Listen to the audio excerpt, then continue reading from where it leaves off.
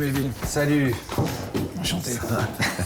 Comédien au parcours unique dans le cinéma français, Melville Poupeau est mon invité dans Home Cinéma. C'est charmant chez toi. Révélé dès l'enfance, dans les années 80, il a grandi au contact de cinéastes pirates en quête de sens et d'aventure.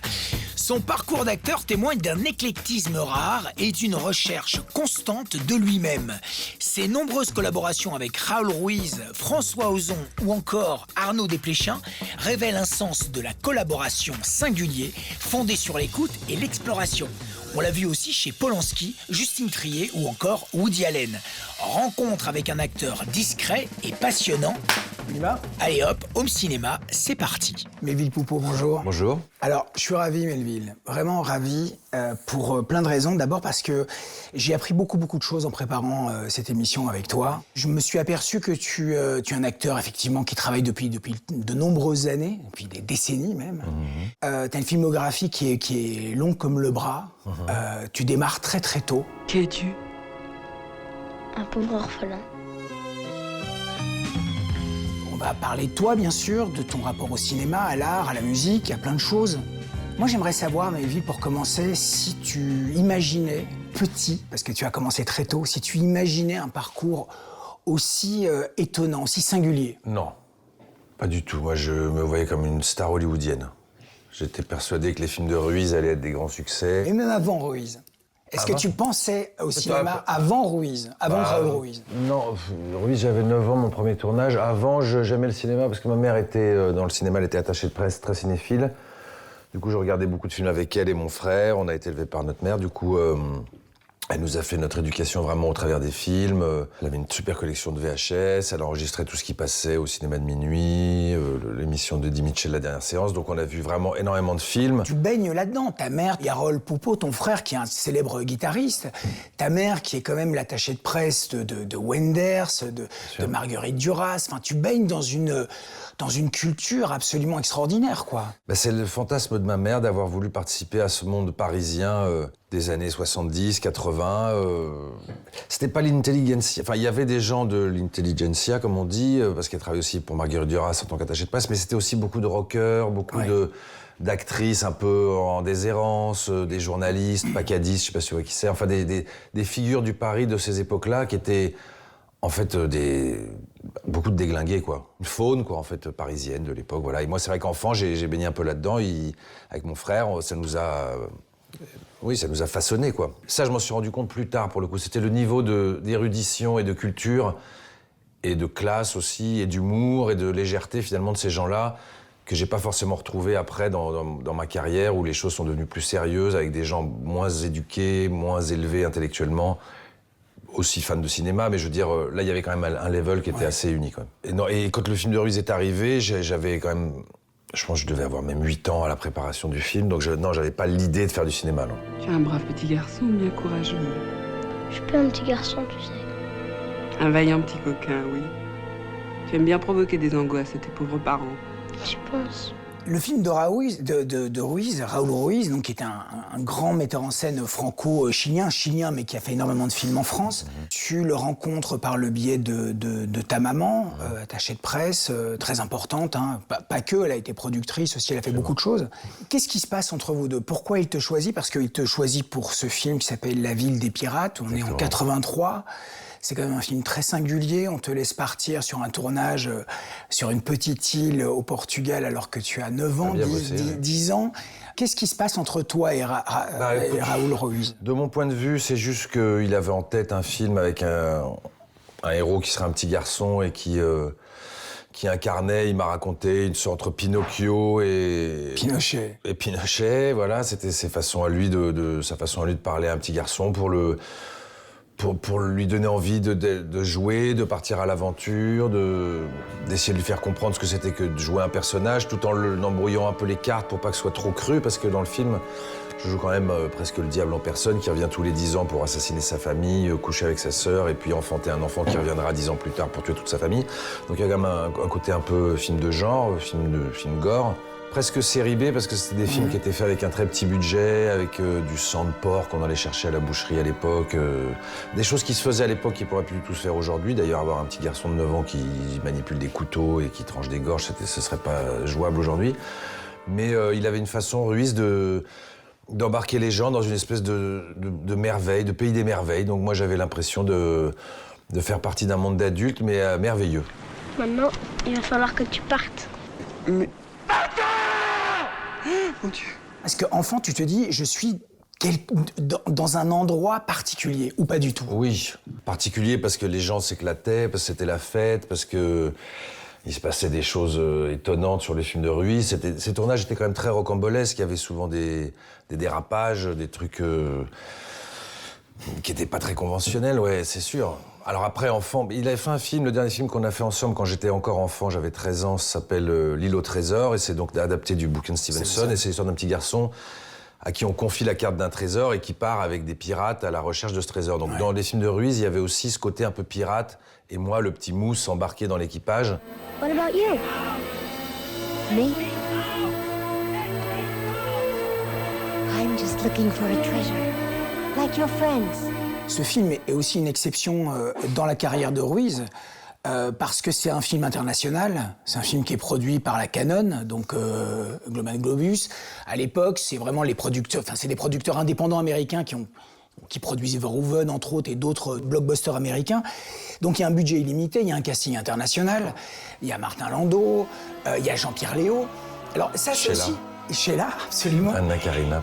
C'est complètement improbable. Et donc je parle de Léo parce que j'ai l'impression que la rencontre avec Léo a été un moment aussi très important pour toi. Écoute, c'est un acteur de génie. Pour moi, c'est vraiment une icône. C'est une sorte de... Il est au niveau d'Alain Delon, de Marlon Brando. C'est vraiment une des figures du cinéma les plus iconiques. Pour moi, c'est vraiment plus qu'une star. C'est vraiment un mythe. Et il est à la hauteur de ce mythe-là. En tout cas, petit, je voyais un type qui était totalement lâché, qui était très fantasque, un petit peu flippant aussi. Moi, enfant, il n'était pas forcément toujours cool avec moi parce qu'il se barrait au milieu d'une prise, il hurlait. Il y a eu des accidents un petit peu de parcours, disons. Oui, c'est vrai qu'il a voulu tuer quelqu'un pendant le tournage. Oui, c'est vrai. Tu vois, c'est comme des gens... Maintenant, il n'y a plus trop ça, et surtout dans le cinéma, parce que c'est quand même des gens qui pouvaient faire un peu n'importe quoi, mais qui avaient aussi une personnalité totalement hors norme, ce qui fait que quand la caméra se braquait sur eux, bah, tu voyais Jean-Pierre Léaud, tu voyais pas l'acteur du coin, quoi. You and your folks, you've got people staying with you. Some friends. I don't have any friends. Oh, we always say that. Est-ce que ces expériences avec Ruiz te donnent l'envie véritable de faire ce métier? Ou alors ça reste un job de vacances? Ça reste un job de vacances, parce que petit, surtout avec Ruiz, il n'y avait pas toujours de scénario. Il réécrivait un petit peu la veille pour le lendemain les dialogues, les scènes.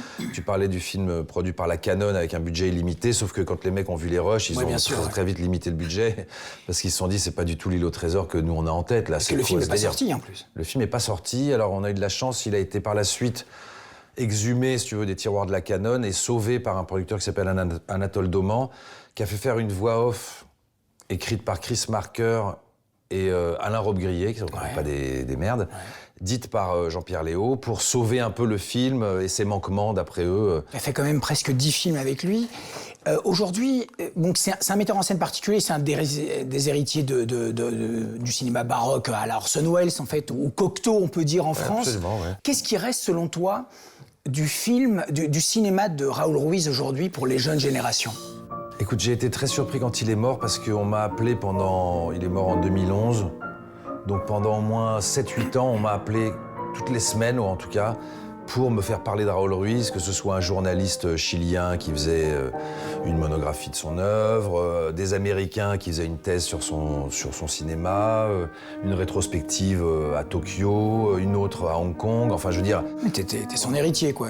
Voilà, mais surtout pendant 7-8 ans, une fois qu'il est mort, j'ai vu le nombre de gens venus du monde entier qui se penchaient sur son œuvre et qui le considéraient un peu tard, quoi qu'il était quand même très considéré de son vivant aussi, mais je veux dire, une fois qu'il était mort, c'est devenu vraiment un metteur en scène incontournable. Enfin, je pense que n'importe quel cinéphile, au bout d'un moment, se retrouve confronté au travail de Raoul Ruiz et admire, peut-être pas forcément chaque film, mais en tout cas admire le personnage, c'est-à-dire un vrai metteur en scène. Bonsoir. Vous ici. J'allais dire la même chose. Oh, mais j'ai mes raisons. Dois-je comprendre que vous êtes en train d'espionner votre père? Il est là? Il est mort. Il est mort là. Tu as fait beaucoup d'expériences et d'expérimentations avec des cinéastes étonnants à chaque fois. Je vais avancer un petit peu dans le temps parce que il y a un film qui a été très marquant dans ton parcours aussi, c'est Contes d'été d'Éric Rohmer. Tu es seul ici? Oui, pour l'instant, oui. En vacances? Bah oui. Je veux dire, pas pour le boulot. Moi, je travaille, comme tu sais. Non, moi je suis un vulgaire vacancier. Mais avant, j'aimerais parler de Doyon. Parce que quand tu fais la fille de 15 ans, tu es jeune et tu apprends une autre manière de travailler. Tu prends conscience, en tout cas, que c'est un métier. Oui. Que c'est un métier qui est parfois un peu pénible. Absolument, surtout quand tu dois faire 40 fois la même prise, fondre en larmes 40 fois de suite quand t'as 15 ans, c'est pas forcément ton trip, quoi. Enfin, c'est pas pour ça que t'as signé à la base, mais bon, il se trouve que lui, c'est un metteur en scène qui faisait beaucoup de prises, qui était très exigeant sur des micro-détails que personne ne voyait, mais apparemment, lui, c'était important pour lui, tu vois. Et je me suis toujours demandé au montage si il choisissait la première prise ou la 40e. Je suis sûr qu'il choisissait la première. C'est ce que tout le monde dit. Tu les préfères dans la voiture ou nus sur la plage? Oh! Mieux vaut le silence que de dire des conneries. Alors le film est devenu problématique aujourd'hui, la fille de 15 ans. En plus, c'est quelque chose dont tu parles pas beaucoup, en fait, j'ai l'impression, ce film-là. Parce que j'ai pas un souvenir du tournage qui était... Autant les films de Ruiz, j'ai un souvenir merveilleux, autant celui-là, pour moi, c'était un peu laborieux. Il n'y avait pas une très bonne ambiance, et puis je sentais que les adultes, pour le coup, étaient vraiment des adultes, et que le monde de mon monde à moi, de garçon je vais avoir 14-15 ans, et le monde des adultes, il n'y avait pas de correspondance. Ouais. Je comprenais pas trop ce qui se passait sur ce tournage, alors que sur les films de Ruiz, j'étais comme un petit poisson dans l'eau. Il est devenu plus important que je le voulais, mais ça durera pas. Parce que je me déteste pour ça. Le film de Rohmer arrive comme une sorte de miracle pour toi, non? J'ai l'impression. C'est un film vraiment, qui... Non? Non, parce que moi, à l'époque, j'étais pas très branché Rohmer, j'étais plus... Rock'n'roll. Ouais, j'étais plus comme mon frère, on était très branchés, on avait un groupe de rock, donc Rohmer, pour moi, c'était plus le côté un peu des jeunes filles et des jeunes garçons. J'avais pas saisi à l'époque le génie de ce mec et sa position finalement un petit peu de fou. Enfin, il avait un côté un peu adolescent attardé, tu vois ce que je veux dire, enfin hors norme, Rohmer. Je suis curieuse des gens. Il n'y a personne qui soit tout à fait sans intérêt. Si tu prends les gens en particulier, je suis d'accord, mais pas en groupe. J'ai toujours eu horreur des groupes. Je vois bien que le cinéma d'auteur français de ces années-là, peut-être un peu moins aujourd'hui, est très très littéraire. Et avec Rohmer, tu touches vraiment à quelque chose qui est très très écrit. J'aimerais savoir à quoi ressemblait un scénario de Rohmer. Bah, c'était exactement ce qu'il y a dans le film. Il y avait très peu de didascalie, c'était vraiment que des dialogues. Pour un garçon qui ne se veut pas comme les autres, je trouve que tu manques terriblement d'esprit d'aventure. J'aime pas ce côté timoré, bureaucratique chez toi. Un bureaucratique. Ah, ça, c'est le comble. Je me suis rendu compte de la qualité de son texte en jouant les scènes, en fait. Au début, j'avais appris bien mon texte parce que j'avais compris qu'il fallait pas déconner avec son texte et tout ça. Et puis, il faisait qu'une seule prise. Il était à la fois... C'était sa méthode de travail. Une seule prise, en espérant qu'il y ait des petits accidents, mais que tout se passe bien. Et aussi, c'était sa méthode de production parce qu'il était assez rapia. Du coup, il avait pas envie de dépenser de la pellicule un peu pour rien. Et puis, c'est peut-être aussi sa façon de diriger les acteurs en leur mettant la pression, en disant genre...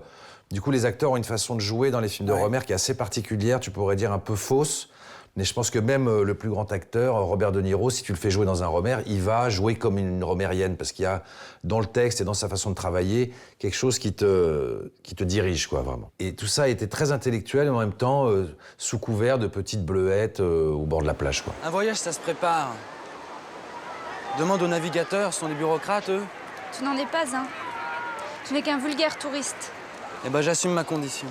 Je sais que Rohmer t'as choisi aussi principalement parce que tu étais musicien. En partie, ouais. Mais là, à ce moment-là, tu sais ce que tu dis, je vais en faire mon métier, je vais faire vraiment l'acteur. Bah, je faisais déjà parce qu'avant, j'avais fait L'Amant, j'avais fait des films avec Piccoli et tout ça, donc j'avais quand même déjà au moins 10-15 films à mon actif. Donc oui, j'étais déjà acteur, à 100%, ouais. Et puis le film de Rohmer, en le faisant, je me suis dit, genre, putain, là, Et à la fin du tournage, je me suis dit, ça se trouve, j'ai fait un grand film. Et il se trouve que quand le film est sorti, ça n'a pas eu un retentissement planétaire, mais maintenant, je sais que c'est un film qui est resté dans le patrimoine du cinéma, en tout cas français. Tu es très philosophe. Ouais. Et pas follement amoureux. Tu vois, je te l'avais dit.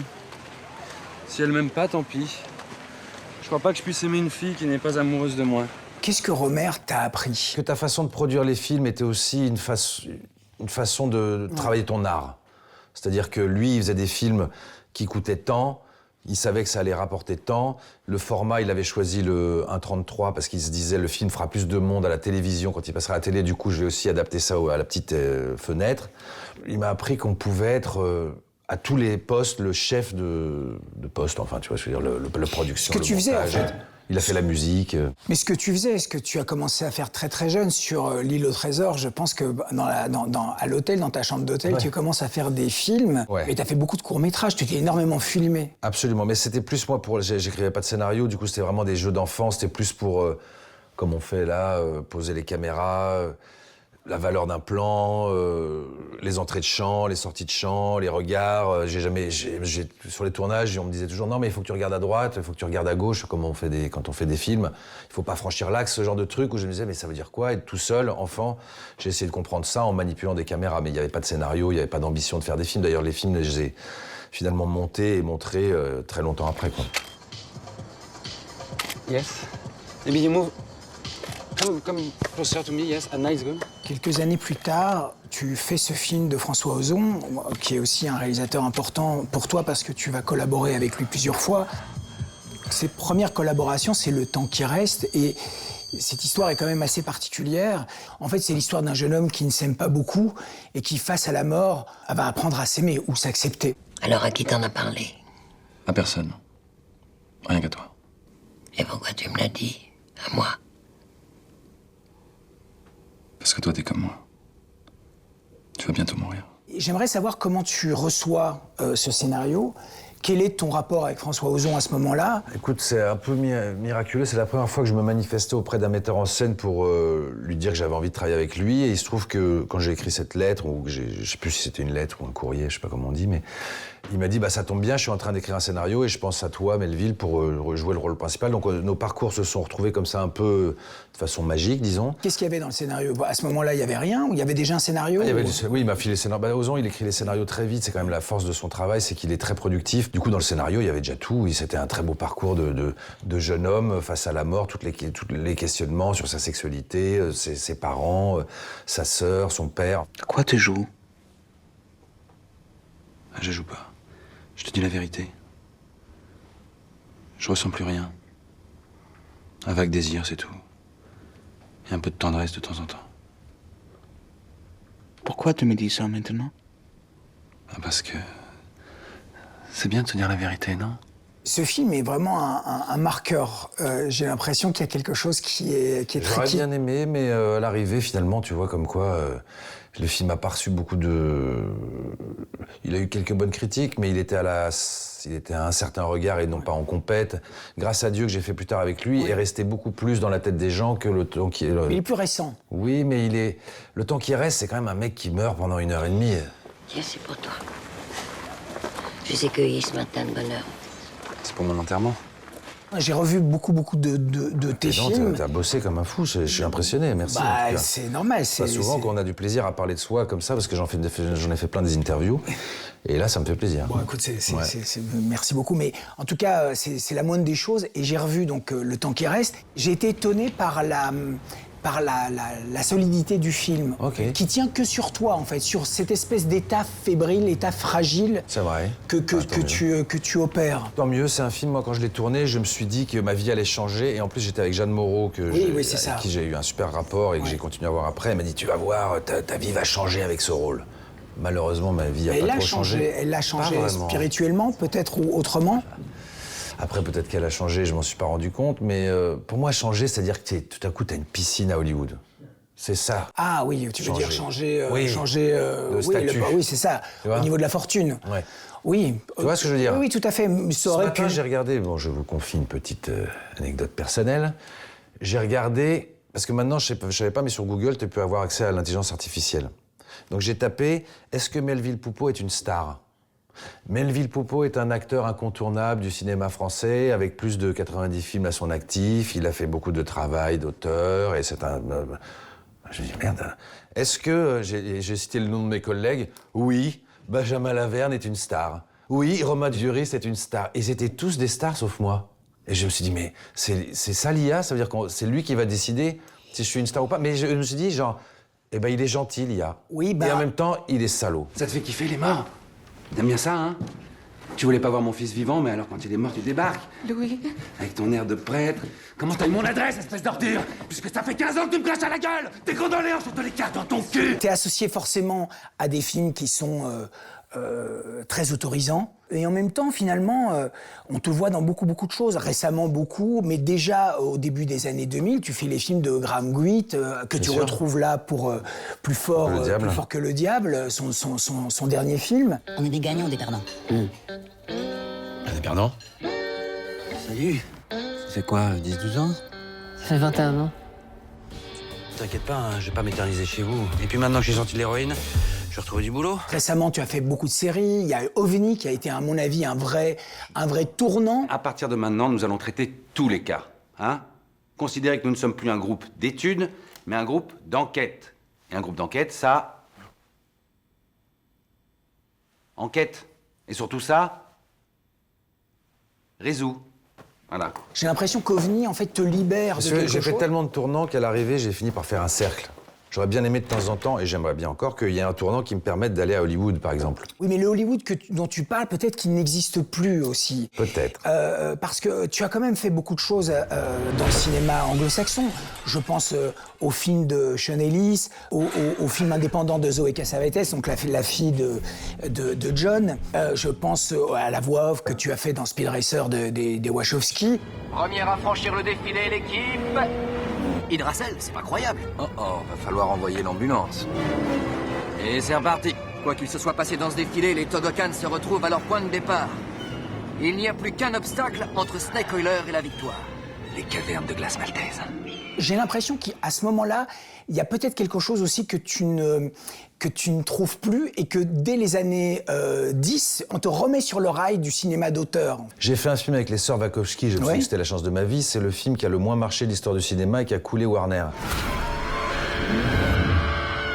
Snake Oiler a complètement perdu les pédales. Sans doute le mal de l'altitude, c'est carrément la folie. Ensuite, j'ai fait un film avec Brad Pitt et Angelina Jolie. Oui. Je me suis dit, là, c'est sûr, je suis le French Lover. Le film a été vu par 2 personnes. Mais qui n'est pas un mauvais film, d'ailleurs. Qui est un film très bon film, qui est un petit peu culte. So Roland, Vanessa tells us you're a writer. Some days, it's great. I wish I could write. Well, I do too, lately. De même que le film des sœurs Wachowski, maintenant. Speed Racer, tout le monde me dit, genre, c'est un chef-d'œuvre, c'est peut-être leur meilleur film. Oui, mais bon, ça, c'est un truc, c'est toujours après la bataille que les gens trouvent des qualités aux choses. Moi, c'est ce que j'ai remarqué dans ma carrière aussi. Oh, t'es pas à plaindre, Mélie. Non, je sais, je suis pas à plaindre. Franchement. Je me plains pas, d'ailleurs. C'est plus une façon de tourner les choses en dérision et de m'amuser. Parce que tu as quand même des films assez incroyables sur ton parcours. Je vais parler forcément du film de Xavier Dolan, de Laurence Anyway. C'est le 3e film de Dolan. Il est au tout début de sa carrière. Il a 20 ans. Il t'approche pour un rôle secondaire. Absolument. Et à 15 jours du début du tournage, il t'appelle en te proposant le personnage central. Le scénario est quand même assez conséquent. Le film est très long. Là, on est dans un personnage, effectivement, qui se voit comme une femme.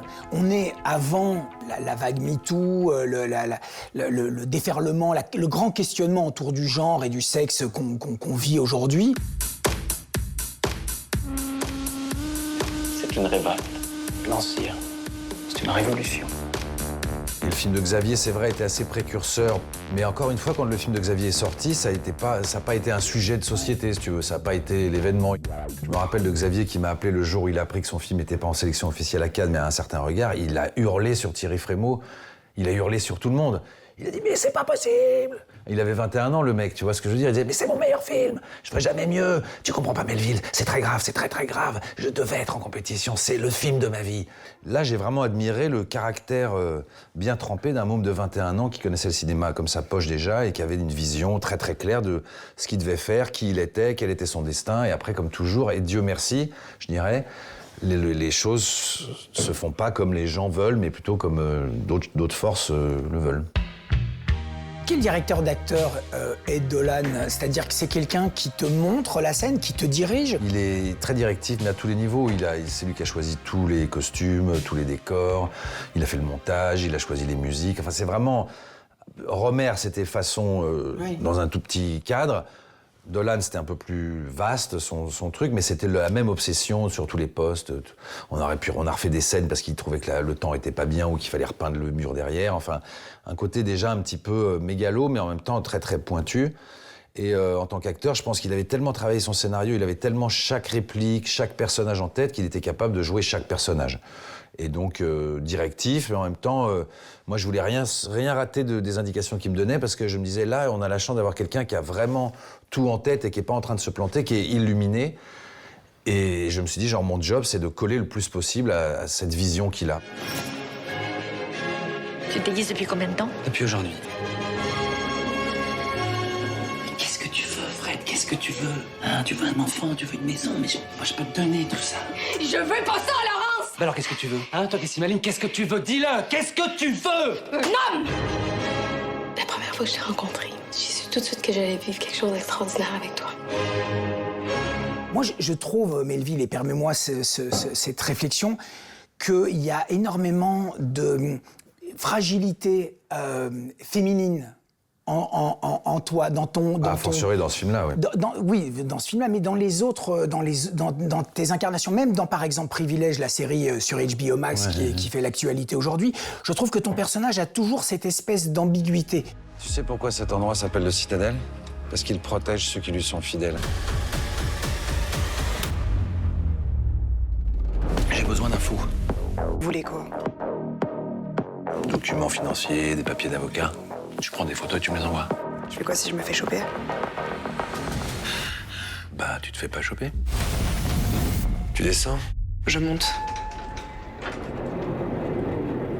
Même dans tes rôles de salaud, il y a toujours cette espèce de fragilité. Bah oui, j'avoue que ça m'intéresse plus de faire ça comme ça que d'être monolithique ou d'être Clint Eastwood. Trop manichéen. Alors je suis un grand fan de Clint Eastwood. Ouais, moi aussi. Hein. Ouais. T'étais où? Bah, au lycée. Et après, j'étais faire un tour. Me prends pas pour un con, Blanche, t'étais où? J'étais au lycée. Je corrigeais des copies. Je devais voir mes collègues pour parler du bac blanc. Et après? Et après, j'ai fait un tour, j'ai roulé, comme ça, voilà. J'avais besoin d'air. Sans prévenir personne, même pas l'école. Ce que j'essaye, c'est en fait de creuser les personnages pour leur trouver le plus de dimensions possibles.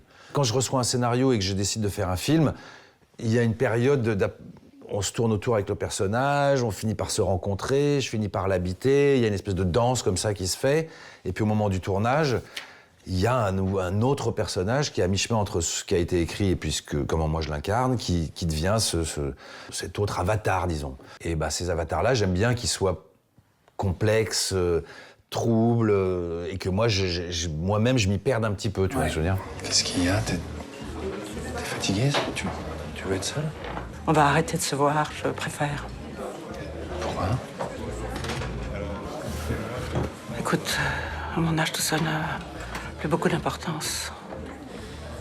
Je m'ennuie vite. Moi? Je t'ennuie? Oui.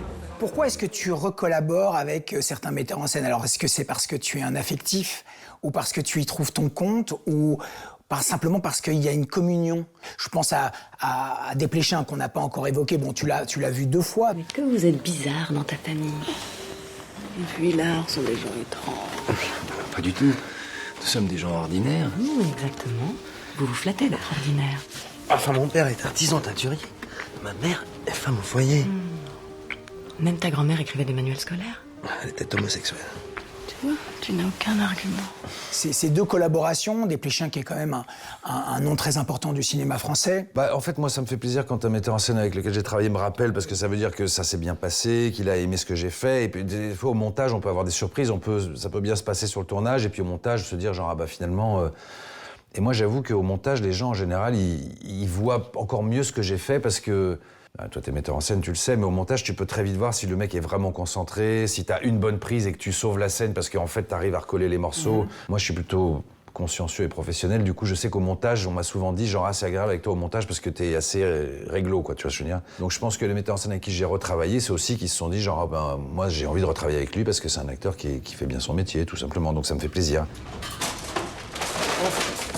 Pardon.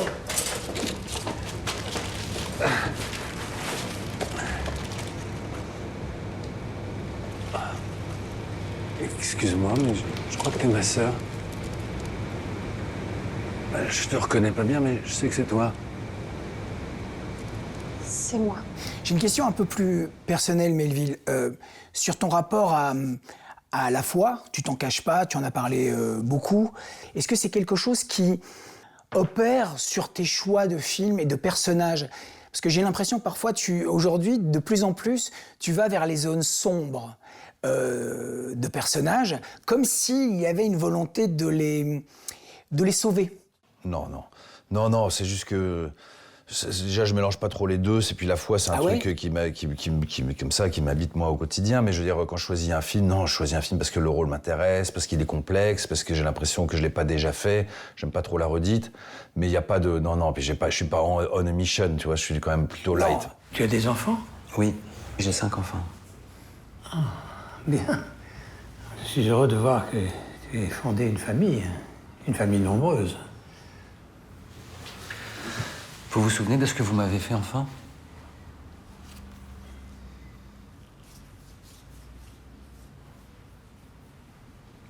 Dans le labo photo, les samedis après-midi de 1983-1986.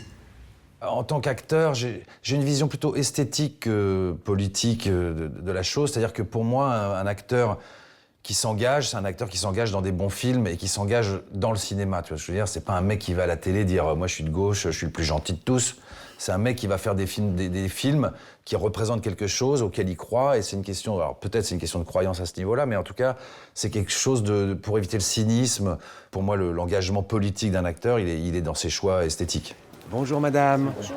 Bonjour ma petite chérie. Bonjour. Si vous avez entendu parler d'un phénomène étrange ou vu quelque chose dans le ciel, c'est peut-être un ovni. Tu vois, dans OVNI, donc cette série Canal+, j'ai l'impression que c'est un moment où il y a quelque chose qui se libère dans ton rapport même à toi-même. C'est-à-dire que tu vas dans des zones, bon, tu l'avais fait avant, hein, mais là, tu vas carrément dans des zones, tu vas dans le burlesque. Je pense à des films qui sont, où la comédie que tu as fait récemment, le nom m'échappe. Les règles de l'art. Ces mecs, ça m'a fasciné. 100 millions d'euros. Je sais pas si c'est l'interdit ou quoi, mais... c'est ouf. Ou par exemple le film de Graham Guit. Bon, Graham, tu le connais. Là, vous étiez presque le parrain de son fils, parce que je pense que dans Le ciel est à nous, tu portes le nom de son fils. J'ai l'impression que en fait, tu es beaucoup plus décomplexé.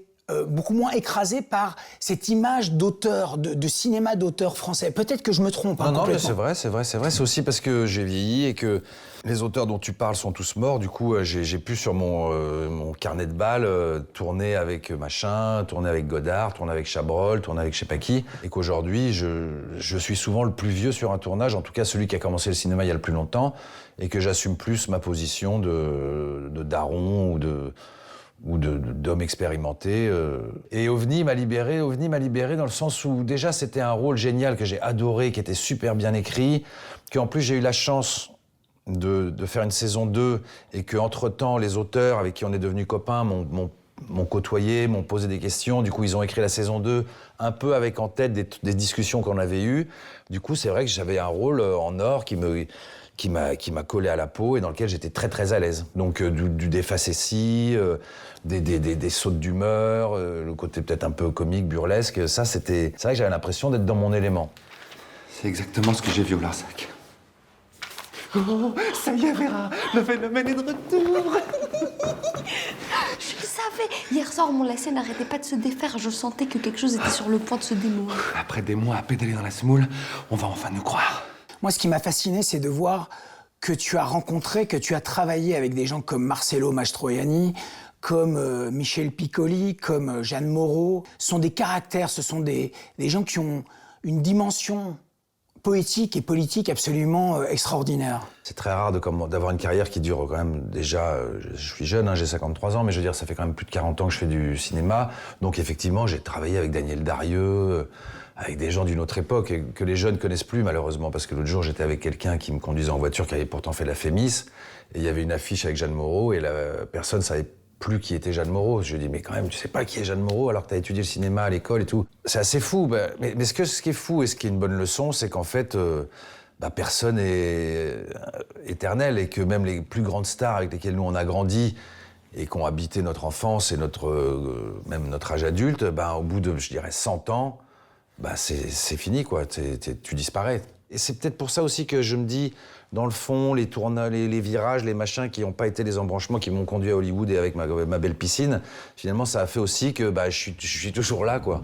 Putain, je me sens tellement soulagé. Moi aussi, je me sens soulagée.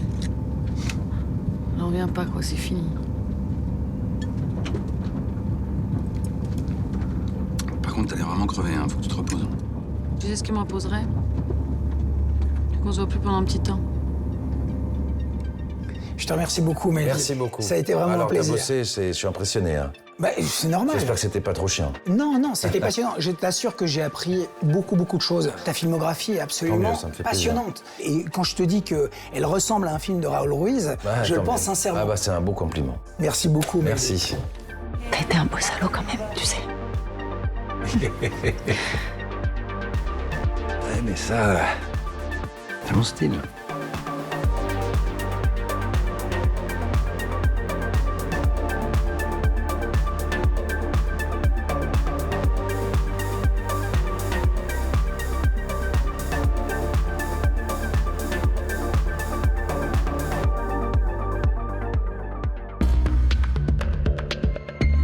Sortie en salle explosive cette semaine. Du Niger au Canada, en passant par l'Irak et la Californie, les scénarios des films à l'affiche sentent la poudre.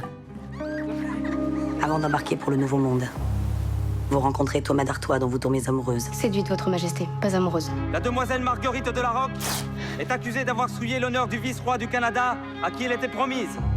Sa grossesse adultérine est un péché punissable de mort. Marguerite porte mon enfant.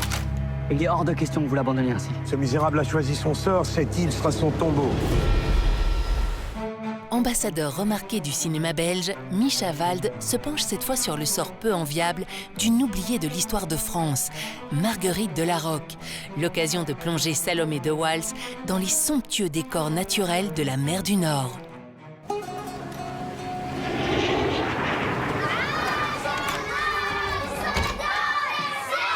طلعوا كتبكم صار الوقت المميز اللي راح يكون يجيب لنا الكيكه مال الاحتفاليه راح يكون لميحه احمد نايف. نعم استاذ. الكيكة حبيبتي تركيها. قال الكيكه حتى لو صغيره. ايه بيش اسويه؟ Pour réaliser le gâteau d'anniversaire du président Saddam, il vous faut 3 œufs pour la fertilité, 1 kg de farine pour la vie et 500 g de sucre pour la douceur. Voilà, il ne vous reste plus qu'à déguster cette savoureuse recette irakienne couronnée par la caméra de Rakan l'an dernier. Harry Horowitz is piano tune and repair. This is Nicky. He is my apprentice. He has a hearing condition, but believe it or not, he's a virtuoso. Virtuoso, huh? You never take those out? No. I get hyperacusis. I'm allergic to loud noises. Hello?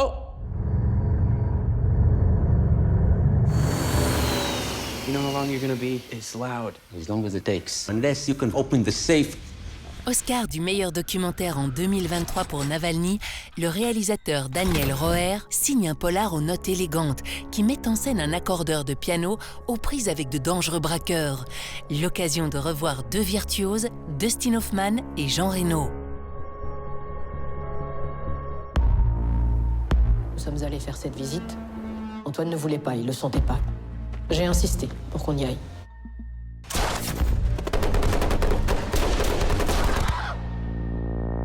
Capitaine, votre condition physique vous éloigne de l'action.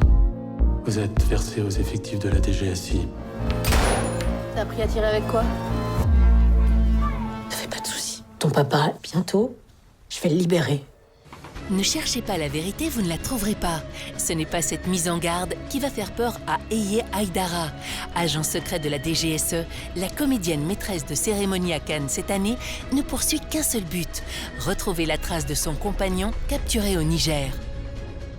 Once upon a time, around the year 2003, there began a legend of bloody revenge. Attention, très long métrage. Foncez sur cette version uncut du maître Tarantino. Mais soyez prévoyants pour revivre les aventures de l'impétueuse Uma Thurman dans cette version augmentée composée des volumes 1 et 2 d'origine. Vous devrez retenir votre souffle pendant 5 heures. Deserves her revenge. And we deserve to die. You didn't think it was going to be that easy, did you? Yeah, I kinda did. À la semaine prochaine.